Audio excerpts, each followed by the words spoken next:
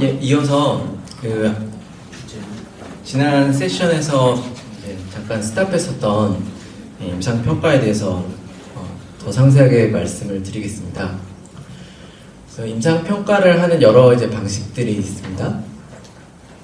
일반적으로 전문의 MD의 개별적인 의견을 엑스퍼트 오피니언으로 받을 수가 있고요. 이게 유저빌리티 테스팅을 하시게 되면은 지금 FDA에서 요구하고 있는 그 유저빌리티의 기준은 일반적으로 전문의 15명, 간호사 15명으로 세팅을 해서 유저빌리티를 제품의 임상적 사용 환경이 시뮬레이션이 되는 병원 환경에서 테스팅을 하는 것을 요구하고 있고요. 그래서 개별적인 환자에게 임상을 하진 않았더라도 엑스퍼트의 오피니언이 임상 평가에서 사용이 될 수가 있고요. 지금 보시면은 이게 그 임상 평가에 있어서 더 학문적으로 인정이 되는 피라미드이거든요. 그래서 개별적인 전문가의 오피니언은 제일 낮은 인정이 되고요.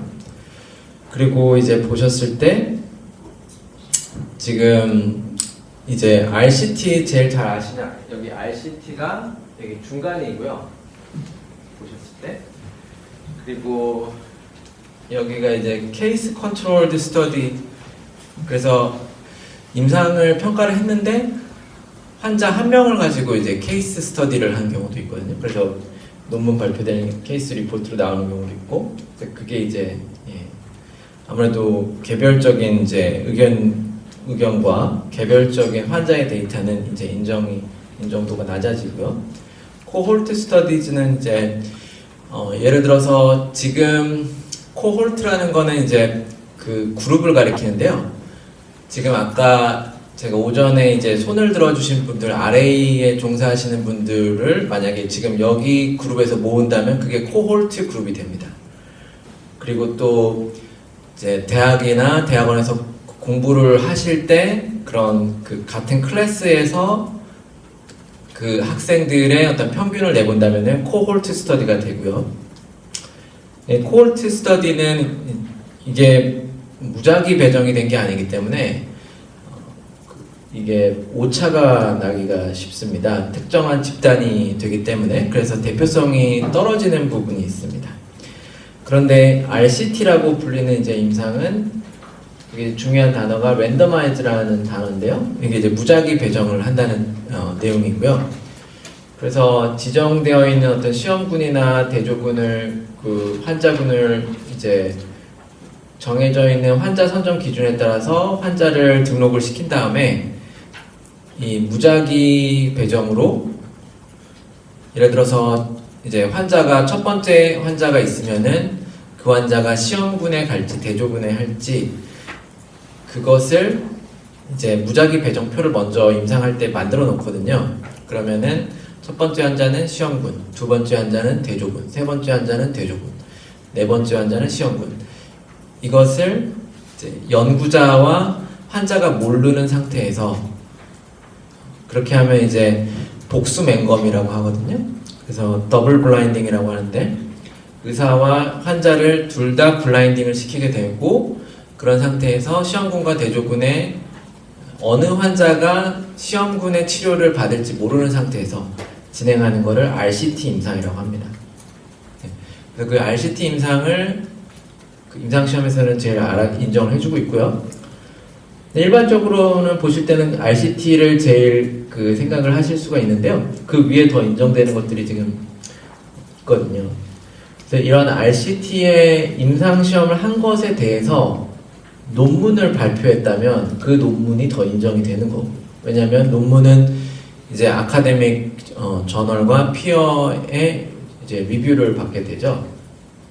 그렇게 해서 인정도가 높아지는 것이고, 그리고 지금 critically appraised topics, individual articles, 이게 RCT에 대한 분석을 진행을 한 논문과 이런 그 RCT에 대한 임상 시험들에 대해서 예를 들어서 학회에서 이렇게 분석을 더 들어가게 된다면 인정을 해줄 수가 있고, 이제 가장 꼭대기에 있는 게 메타 분석입니다. 그래서 이게 이제 시스테매틱 리뷰. 그래서 MDR에서 임상 평가에서 요구하는 것이 이제 아까 설명드렸던 시스테매틱 리뷰인데요. 지금 임상 평가를 이제 피라미드화 체계화했을 때 가장 탑으로 인정이 되고 있는 것이 이제 이 시스테매틱 리뷰라고 할 수 있는 메타 분석이 됩니다. 그래서 다음 슬라이드로 갈까요? 그래서 그 부분에 대한 내용을 더 좀 설명을 드릴 텐데요. 그래서 MDR에서 이제 아까 설명드렸었던 내용 중에는 PMCF가 있습니다. 포스트 마켓 클리니컬 팔로우업이라고 하고요. 그래서 이 PMCF의 경우에는 지금 이 보시는 여기에 있는 데이터들이 PMCF에 들어가요. 그래서 PMCF 리포트를 작성을 할 때 실질적으로 들어가야 하는 내용들이 되죠. 그래서 RWE, Real World Evidence. 그래서 임상시험을 프로토콜을 설계를 해서 임상시험을 진행을 하지는 않았는데 지금까지 우리 회사의 MDD 승인돼서 유럽에서 판매된 제품들의 임상적으로 사용된 결과들을 1년 기간 동안에 이제 평가를 해보았다면 그것을 이제 RWE라고 할 수 있는데요. RWE하고 RCT의 가장 큰 차이점은 통계가 이제 RCT의 경우에는 임상적인 통계가 설계가 된 상태에서 이제 평가를 내렸기 때문에 일반적으로 그 이제 p-value로 하는데요. p-value 0.05라고 하고 그래서 임상시험에서의 그 p-value가 0.05보다 낮게 되면 어떤 의미를 갖게 되냐면 아까 학급을 통해서 설명을 드린 예에서 100명의 학급이 있는데 제일 잘하는 공부 잘하는 2.5명을 떼고 공부 못하는 2.5명을 떼서 그게 이제 95%의 신뢰 구간이 형성이 되었는데요. 그 95%의 신뢰 구간에 대해서 이제 임상시험을 했을 때 p-value가 0.05보다 높게 나오냐 낮게 나오느냐는 통계학적인 설계의 문제가 아니라 그 의료기기의 성능으로 결정이 되거든요. 그러니까 예를 들어서 이제 임상시험을 보통 하게 되면 이제 제가 나중에 의약품의 임상시험도 같이 좀 예를 설명을 드릴 텐데요.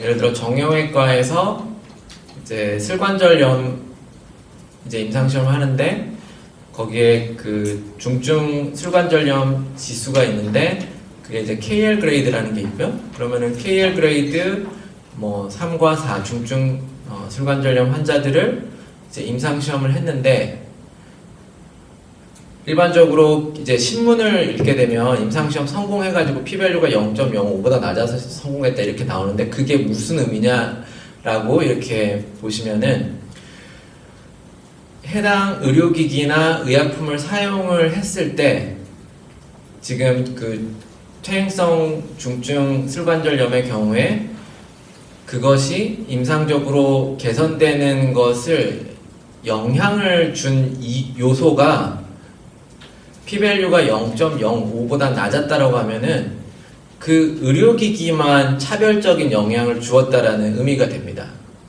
그러니까 이제 임상시험을 하게 되면은 여러 데이터셋에 대해서 분석을 하게 되는데요. 예를 들어서 지금 시험군을 KL 그레이드 3과 4 환자를 모으기로 했다면 연령은 다양할 수가 있거든요. 뭐 20대부터 40대부터 이제 뭐 70대, 80대 연령이 다양하고 성비도 나누어지고 그리고 그 환자들이 어떤 특정한 기저질환이 있었다라든지 특정 약물을 복용하고 있었다라든지 그래서 그러한 것들을 층화표집이라고 하는데요. 그 이제 그러한 특징적인 군들만을 가지고 또 비교를 해봐요. 그러면은 임상이 성공하는 경우는 어떻게 나오냐면 이제 환자들의 신장, 몸무게 이러한 이제 기본적인 인구학적인 정보들까지 해서 보통 수백 개의 데이터 필드를 통계 분석을 합니다. 그럼 임상이 보통 성공 제대로 하는 경우는 그러한 모든 변수들은 시험군과 대조군에 차별화된 영향을 끼치는데 통계적으로 유의성이 있는 요인이 되지 못했는데 그게 p-value가 0.05보다 높게 나올 때이고요. 그런데 그 해당 의료기기만을 원인으로 했을 때 그 의료기기만으로 했을 때만 p-value가 0.05보다 낮게 나오면 그 의료기기는 모든 여러 가지 환자들의 다양한 그런 특성들을 요소들이 있었음에도 불구하고 그 의학적인 개선을 명확하게 드러내는데 제일 직접적인 통계적으로 유의미한 영향을 준 요소가 되는 거거든요. 그게 p-value가 0.05보다 낮게 나오는 거고 그게 임상 성공이 됩니다. 예.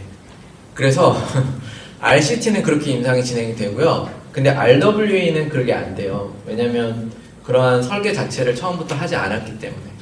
그래서 RWA는 많은 경우 이제 후향적으로 이제 꼭 후향적이라고 해서 통계적 유의성이 없는 건 아닌데 이제 RWA는 이제 그런 이제 설계가 나오지가 않습니다. 그러나 이제 임상 시험을 안 했다면 RWA를 모아야겠죠. 이제 그렇게 되고 지금 설명드린 그 RCT의 클리니컬 아웃컴을 가지고 이제 또 PMCF 데이터를 모을 수가 있습니다. 그리고 이제 MDD를 해서 승인을 받아서 그리고 나서 이제 사용된 내역들 임상적으로 이제 유럽 연합에서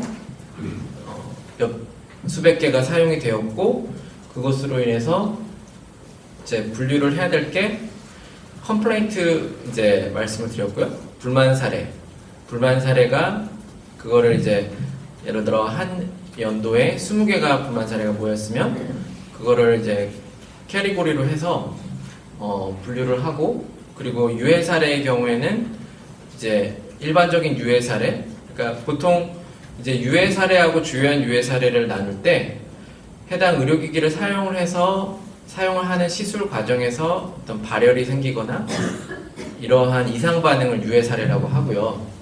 이제 serious adverse event 주요 유해 사례는 환자가 사망이 생기거나 이제 복구할 수 없는 회복할 수 없는 기형이 생기거나 이럴 때가 SA가 됩니다. 그래서 그런 것들을 이제 이 PMCF를 만들면서 정리를 해야 됩니다. 그러니까 이제 지금 이게 내가 RA를 하면서 이거는 했던 영역이 아닌데 이제 생각하시는 분들이 이제 많이 계실 것 같아요. 그러니까 이제 회사에서 이거를 그 부서들 간에 역할을 명확하게 해야 되거든요. 그래서 말씀드렸지만 이제 한국의 의료기기 기업들의 문화에서는 허가에 관련되는 것들은 다 RA에서 작성해라 이런 이제 문화가 있는데 저는 그게 이제 균형적으로 이제 해야 되기 때문에 그렇다면 이거를 그러니까 이제 컴플레인트 이제 세일즈 보통 보니까 판매 개수를 집계는 이제 영업팀에서 하시잖아요. 영업팀에서 하고 컴플레인트도 사실 영업팀에서 많이 모읍니다. 그래서 그거를 일반적으로 영업팀에서 모은 거를 품질부서에서 분석을 들어가 주는 거죠. 그러니까 이것은 품질부서의 역할인데 이게 이제 많이 안 되어 있을 거예요. 그런데 임상시험을 하지 않았는데 이러한 평가 분석과 정리가 잘 안 되어 있다면 MDR 승인이 어려운 거거든요. 그래서 지금 제가 본질적으로 중요하게 말씀드리는 내용을 이제 잘 적어두셨다가 회사에서 이제 이러한 부분들이 필요하다고 이제 하는데 그 MDR 프로그램을 시작한다면 그 영역을 누가 할 것인지를 정리해 놓고 최대한 준비해 놓은 상태에서 접수를 이제 하시는 게 좋거든요. 상당 부분은 이러한 내용들이 준비가 안 된 상태에서 MDR이 접수가 돼서 그렇게 되면은 감당하기 어려운 수백 개의 보안이 나옵니다. 그러면 이제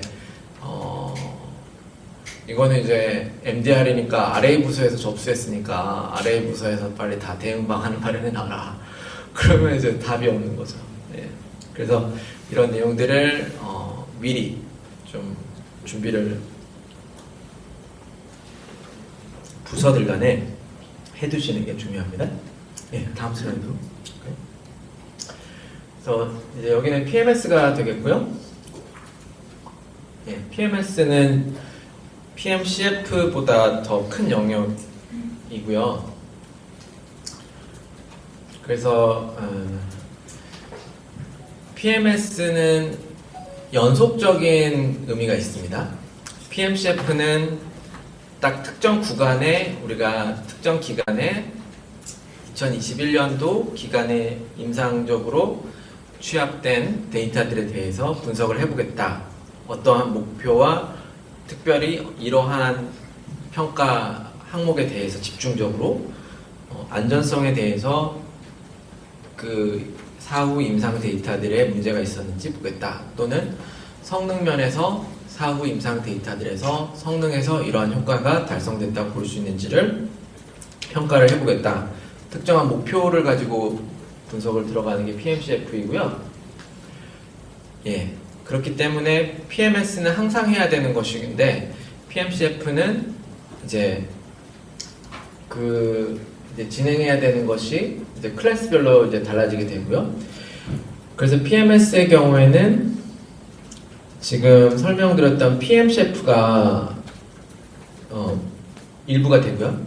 자동으로 포함이 되고, 그리고 이렇게 사후 이거는 이제 GMP라는 것은 이제 Continuous Improvement라고 하거든요. 계속적으로 지금 발견되는 품질 이슈를 계속적으로 능동적으로 개선하는 거죠. 그런 의미가 PMS에 있습니다. 그래서 PMCF나 이렇게 발견된 유해 사례에 대한 내용들을 비주얼런스가 이제 이게 이렇게 보초를 선다는 뜻입니다. 그래서 이렇게 뭐 방범, 보초 이런 뜻이어서 이제 어떤 유해 사례가 있으면 보고를 하는 거죠. 그리고 뭐 심지어는 마케팅에서 얻어지는 이런 피드백들, 그 다음에 이제 PSUR, 예, PSUR, 예. 이 PSUR도 해야 되는데요. PSUR의 경우에는 이거는 이제 이 안전성에 집중해서 요약하는 리포트가 되거든요. PMCF는 PMCF를 한다고 하면서 임상시험을 해볼 수가 있고요. 우리가 지금 특정한 임상평가 기준에 대해서 PMCF를 제대로 진행을 해보겠다 라고 했을 때 PMCF로 임상시험을 할 수가 있는 거고요. PSUR이라는 거는 이러한 PMCF나 PMS로 취합된 임상 데이터들을 전체적으로 분석해서 안전성에서 어떠한 요약적인 결론이 나오는지를 정리하는 게 PSUR이 됩니다. 넥스트 슬라이드로 갈까요? 아까 메타 분석을 잠깐 말씀을 드렸는데요. 갑자기 임상시험 무슨 세션이 돼서 MDR이 이렇게 돼버렸죠. 지금 여기에 있는 하나하나의 피라미드가 있잖아요. 하나하나의 피라미드. 하나하나의 피라미드를 하나하나의 RCT 임상연구라고 보실 수 있어요. 예를 들어 MDR을 이제 하기 위해서 우리가 지금 여기 6개가 있죠? 6개의 임상시험에 대한 논문을 모았다. 그렇게 보실 수 있죠? 그러면은 지금 보시면은 이제 여기 보시면 제가 말씀드린 이게 피라미드잖아요. 여기 흰 게 이게 이제 양측이에요. 그래서 한 측이 보통 2.5% 해갖고 이제 양측을 떼내면 95%가 되는 거거든요. 그래서 이 95%가 기준에 부합을 해야 되는 거죠. 여기서 제가 정말 MDR에서 중요한 핵심을 말씀을 드릴 텐데요. 대부분의 지금 기업들이 이 부분에 대한 준비가 안 되어 있습니다. 그래서 FDA는 요구하지 않는데 MDR에서 요구하는 핵심인데, 지금 이제 이걸 요 심볼을 기준이라고 한번 이해를 해보실 수 있을 것 같아요. 그러니까 이 평가를 했을 때 예를 들어서 그 카테터의 경우에, 경우인데 우리가 인장 강도가 10N 이거를 만약에 기준으로 삼았다고 하죠. 그래서 MDR에서는 우리 의료기기의 가장 중요한 Key Performance Claims를 결정하라고 합니다. 예. Key Performance Claims. 이게 가장 어려운 숙제이거든요. 네, 근데 이걸 제가 어떻게 풀어갈 수 있는지를 설명을 좀 드릴게요. Key Performance Claims를 수치화시키라고 해요. 그러면은 우리 의료기기는 한 번도 그런 걸 생각해 본 적이 없는데 이렇게 많이 될 거예요. 그러면 이제 기준을 두 가지의 숙제가 있습니다. 우리 의료기기의 가장 중요한 임상적 성능의 기준을 수치화해서 결정을 하고 그 기준이 충족되는 에비던스를 보여라. 이게 가장 중요한 겁니다. MDR에서 제일 어려운 숙제예요. 그럼 첫 번째, 이제 저희가 컨설팅했던 회사들도 대부분 이 숙제 때문에 보완을 받고 컨설팅을 시작을 하셨거든요. 이 숙제 때문에. 그래서 저도 그걸 보고 처음에는 이제 MDR에서 이런 걸 요구하는구나. 그래서 곰곰이 저도 생각을 해봤죠. 어떻게 저거를 임상적으로 대응이 가능할까? 임상시험을 하지 않았는데. 그러면 일단 기준을 만들어야 되는데 기준을 인정해 줄 수 있는 기준을 내세워야겠죠. 그러면 우선 비임상부터 시작을 하죠. 비임상 시험에서 우리가 기계적으로 검증 가능했던 기준, 비임상적으로 우리 성능시험 리포트에서 검증한 거를 보여줄 수 있는 비임상 데이터가 충분히 있는 기준, 첫 번째 있고요. 두 번째는 이제 그 기준이 ISO나 ASTM, EN 공통 기준 규격에서 이제 가리키는 수치 기준. 예, 그렇게 되면 일단은 ISO 기준이고 인정되는 공통 기준 규격이고 그리고 자사에서 디자인 설계에 입각해서 충족된 기준입니다. 그러면은 일단 비임상과 외부 공통 기준 규격 면에서는 설득력이 있는 기준이 되는 거죠. 예. 그것을 그 기준, 그러니까 이제 제가 핵심을 알려드릴 거예요, MDR에. 그러니까 이거를 임상하고 연결시켜야 돼요. 그러면 이제 지금 뭐 카테터 같은 경우에 그냥 예를 들어 설명을 드렸지만 이제 에너지를 조사하는 이제 디바이스 전기기계 제품도 있고 또는 이제 아까 말씀드렸던 인공관절에서는 그런 중증 퇴행성 관절염이 개선되는 결과가 기준이 될 수도 있고요. 기준은 이제 아주 많이 있겠죠. 그러면 일단 스타팅을 거기서 하고 그 다음에 임상을 끌어와야 되거든요. 그러니까 우리 자사 제품과 관련되어서 RCT로 최근에 대규모 임상 문헌 많이 나온 걸 다 뽑아보는 거예요. 뽑아봐서 그 임상 문헌에서 공통적으로 평가되는 기준, 그 기준이 우리가 비임상에서 성능 시험으로 했던 기준이면은 이제 딱 매칭이 되는 겁니다. 다리가 이제 설 수 있는 다리가 비임상과 임상에서 이게 두 다리가 세워진 거예요.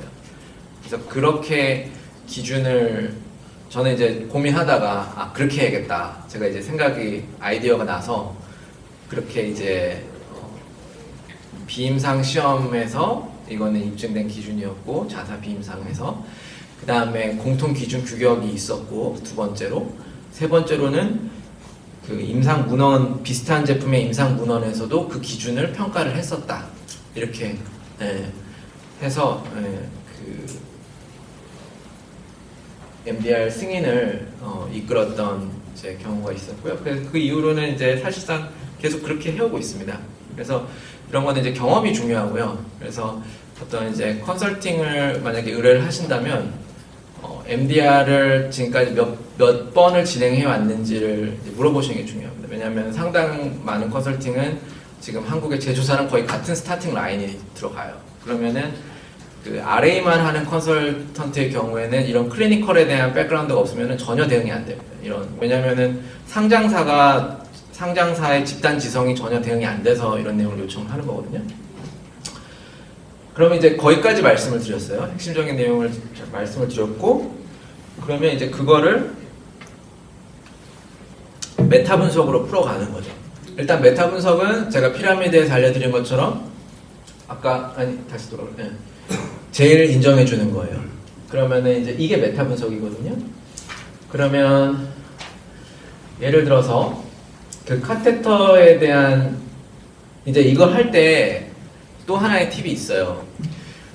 임상시험에서는 일반적으로 카테터의 인장 강도가 10N이 되는지를 평가하지 않습니다. 그거는 해야 될 의미도 없고요. 왜냐면 그건 사람한테 할 필요가 없고요. 네. 이걸 어떻게 찾아야 되냐면 임상시험에서는 그거를 해서 그 카테터를 통해서 이제 말초혈관이 폐색이 됐으면 그 폐색된 게 뚫렸다 이런 결과를 평가를 하죠. 임상적인 결과. 그러니까 근데 그런 임상적인 결과는 거기까지 잡으면 어려워져요. 그럼 만약 그런 임상적인 결과를 잡으면은 그 임상적인 결과를 우리 제품으로 충족했다는 에비던스를 내기가 어려워져요. 그런데 그 논문을 잘 이렇게 서칭해 보시면은 어느 회사에 어느 제품을 썼다 이렇게 나와요. 네, 논문에 다 나오거든요. 그러면은 그 우리가 잘 아는 회사의 제품이고 그 회사의 제품의 스펙을 알고 있다면 그 임상 논문에 평가된 제품의 성능 기준을 알고 있어요. 그래서 같은 성능 기준 제품이 평가가 되어서 그 평가된 결과로 유해 사례가 발생을 안 했고 사용 목적이 임상적으로 의학적으로 달성이 되었다. 그게 의학적인 결론이죠. 그러니까 그렇게 연결을 해주시는 겁니다. 그렇게 연결을 해주시는 건데 거기에서 이제 지금 진단 제품의 경우에는 이제 이러한 기준들이 당연히 민감도 특이도, 그러니까 절대적으로 이제 진단 제품의 경우에는 민감도 특이도를 가지고 또는 정확도를 이제 기준으로 당연히 잡으셔야 되고요. 그러면 이제 논문들이 많이 있어요. 그러면 민감도와 특이도가 이제 나온 논문들이 많이 있는 거죠. 그런데 그 민감도와 특이도가 나왔는데 우리 회사 제품과 일단 유사한 제품으로 문헌을 찾으셔야 되고요. 그걸 이제 피코 설치를 하면서 그러면 이제 민감도와 특이도를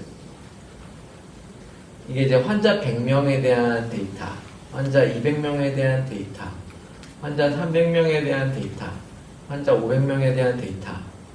이거를 이제 산술적으로 그러면 다 모았을 때 예를 들어 1000명이다. 1000명인데 그러니까 이거를 6분의 1을 하면 안 되겠죠? 왜냐면은 이제 가중치가 달라지잖아요. 그러니까 만약에 얘가 100명의 임상시험이었고 얘가 500명의 임상시험인데 얘를 더해갖고 2분의 1로 나눠버리면은 불공평한 거거든요. 네, 가중치가 다르죠. 그러니까 이제 그런 거를 감안을 해서 계산을 해야 되는데 어쨌든 이제 이거를 그러니까 이런 식으로 몇백 명의 환자였고 여기에서 어떤 결과, 여기는 몇백 명 어떤 결과.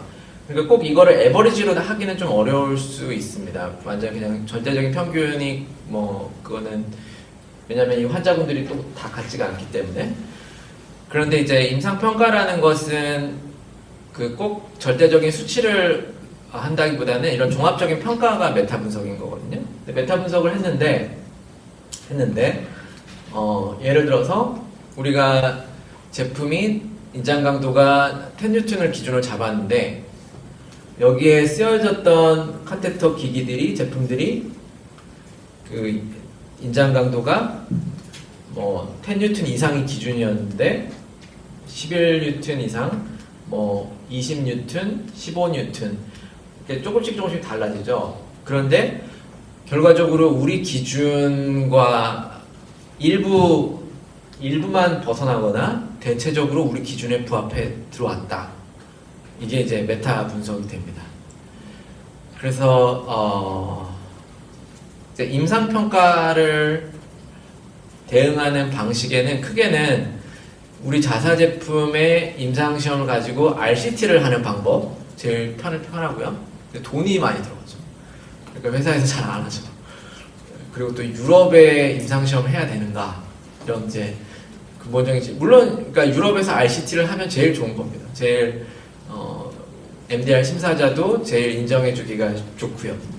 근데 돈도 들어가고 하기도 어렵죠. 그래서 이제 보강하는 방식이 지금 말씀드리는 임상 문헌을 이렇게 평가를 하고 그리고 PMCF와 이제 PMS를 이런 식으로 보강을 하는 게 MDR의 핵심적인 방식이 되겠습니다. 그래서 실질적으로 여기까지 들어갑니다. 보안이 막 여기까지 파고 들어오기 때문에. 그래서 그런 보안을 받으시게 되면 이런 방식을 그때 들었었지? 이렇게 하시면 됩니다. 넥스트 슬라이드로 갈까요? 그래서 실질적으로 이제 여기는 BSI의 그런 이제 진행할 때는 이게 이제 BSI 뭐 SGS, DMV, TUV 다 이런 체크리스트들이 있습니다. 그래서 체크리스트들을 이제 작성을 해서 제출을 진행하게 되고요. 넥스트로. 그래서 이렇게 이제 이러한 그 가이드라인들이 있습니다. 그래서 뭐 BSI가 제일 많이 인용되니까 넥스트 슬라이드 볼까요?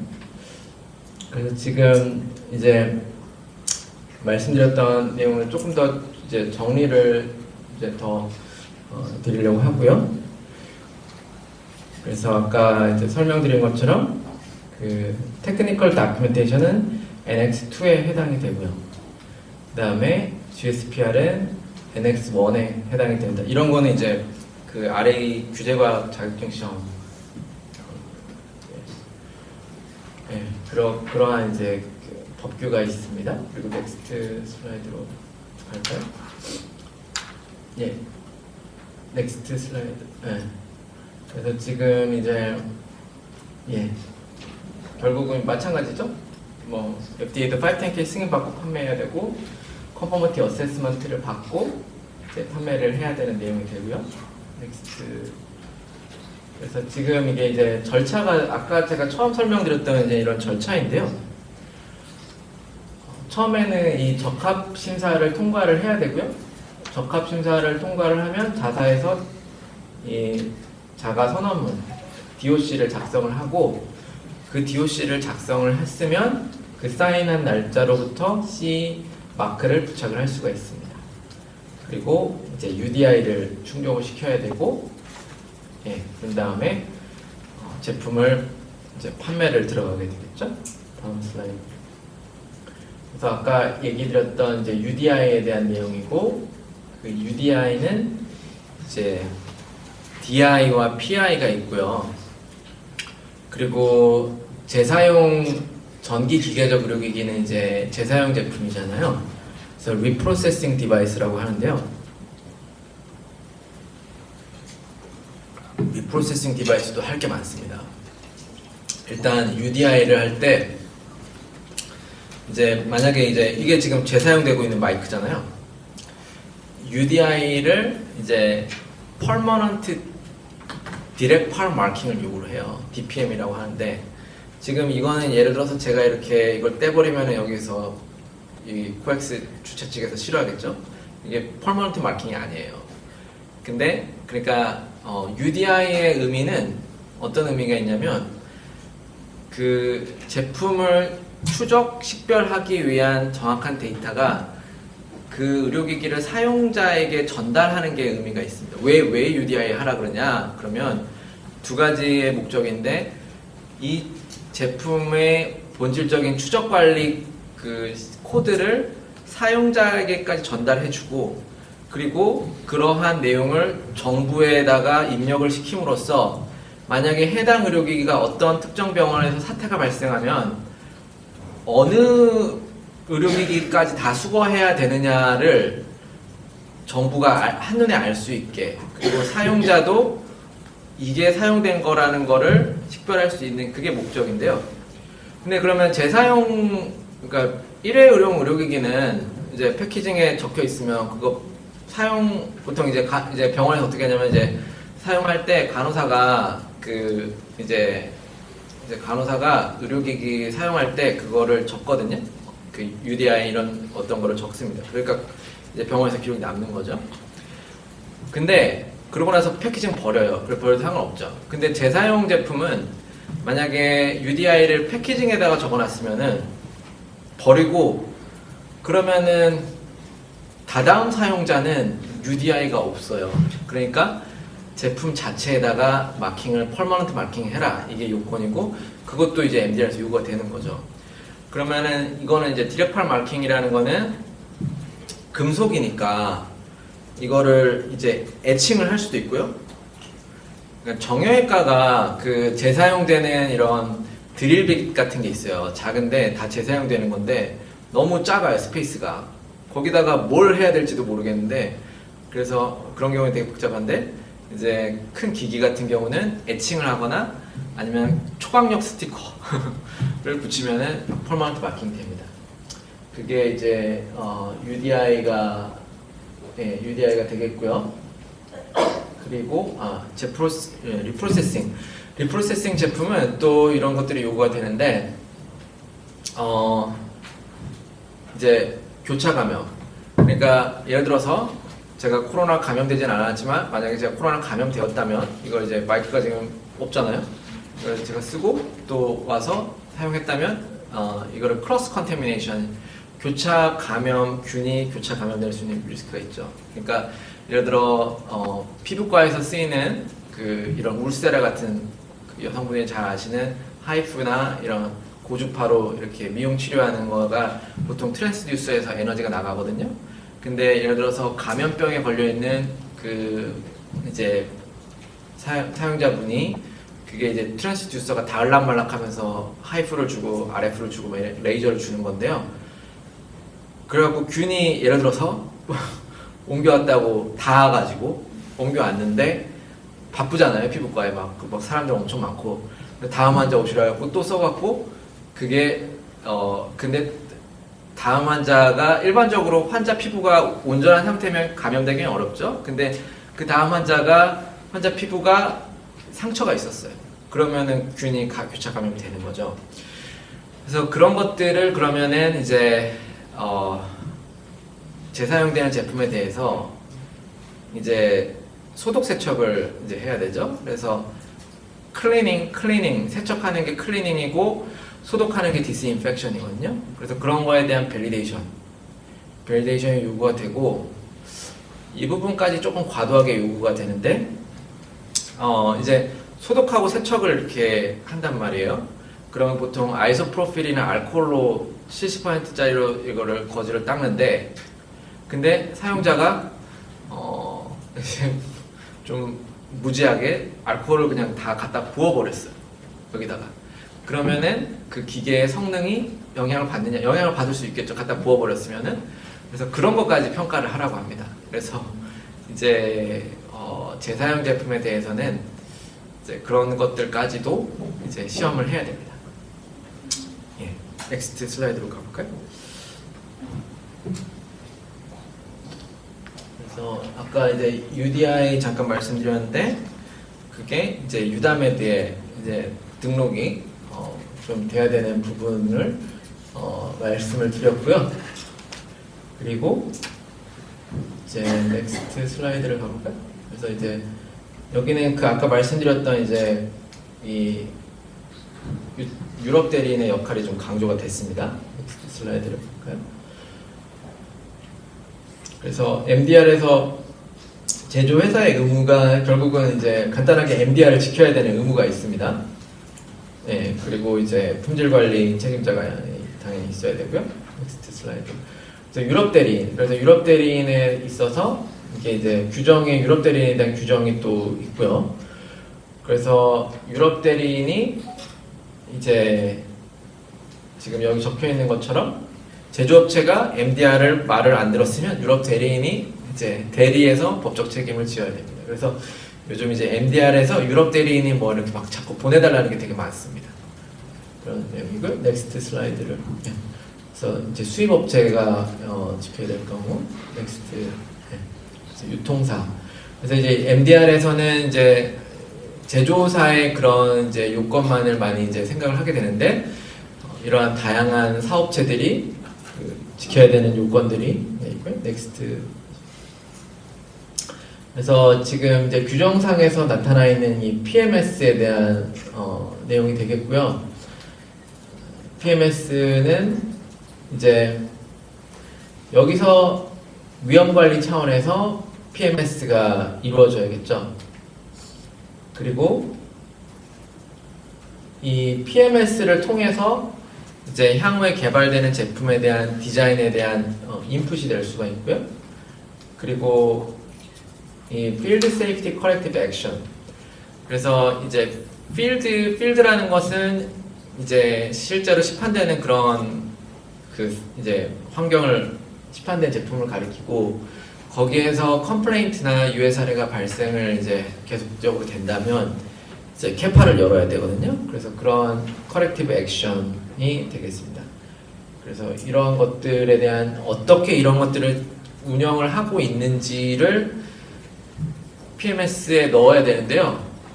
결국은 품질부서에서 GMP 차원에서 당연히 해야 될 업무이긴 합니다. 그렇기 때문에 품질부서에서 이것도 뭐 사실 특별할 게 있다기보다는 해야 될 업무를 이제 꼼꼼하게 묵묵히 계속 해야 되는 건데요. 이제 그게 잘 되어 있다면 이제 MDR 요건에 쉽게 충족이 되겠죠. 네, 넥스트. 예.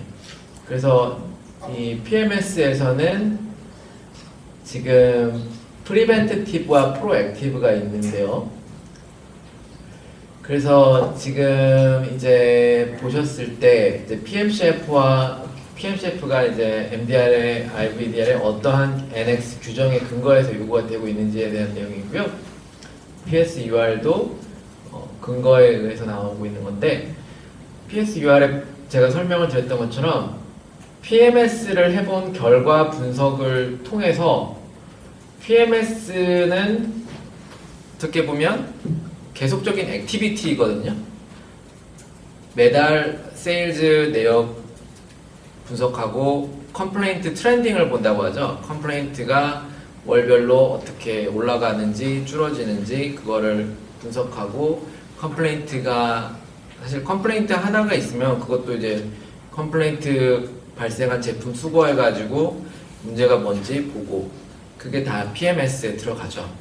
그러면은 PMS는 계속적인 이런 루틴한 활동을 하는 것이고 그것을 통해서 종합적으로 얻어진 요약적인 결론이 PMSUR이라고 이제 정리를 하게 됩니다. 예, 그래서 그것을 통해서 얻어진 요약적인 결론이 이제 PSUR이 되겠습니다. 넥스트. 비졸런스는 설명드렸던 것처럼 이러한 시리어스 인시던트가 생겼을 때 보고를 하는 거를 비졸런스라고 하고요. Field Safety Notices라고도 합니다. FSN이라고도 하고요. 예, 넥스트 슬라이드. 그래서 결국은 이제 마켓 서베일런스를 진행을 해야 되는 거죠. 그러니까 이게 이제 기본적으로 요구가 되는 것이긴 한데 안 하고 있는 경우가 대부분이거든요. 그런데 이거를 이제 보안을 받고 하려고 그러면은 이제 막 수백 개의 보안이 나와 있는데 이거 하나하나 하는 것도 영업팀에 말해보면 이거 갑자기 이런 걸 요구하냐고 이제 막 그렇게 나올 수가 있거든요.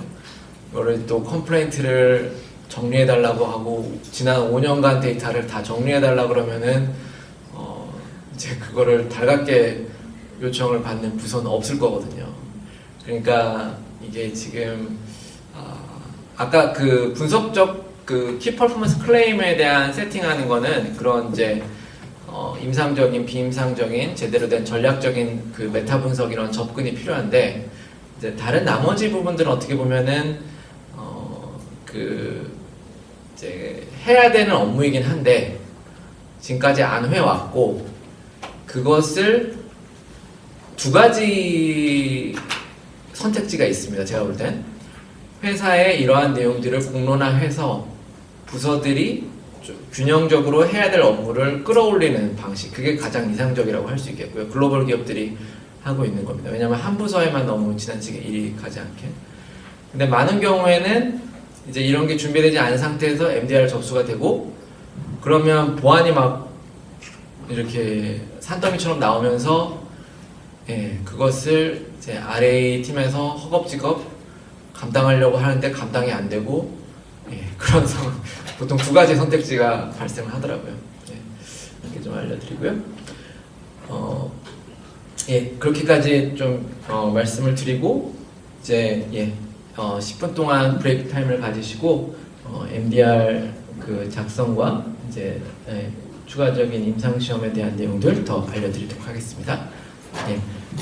그 FDA나 MDR에 대해서 팔로업이 필요하신 회사에서는 나가시는 길에 방명록에다가 연락처 등을 기록해 주실 수 있습니다. 감사합니다.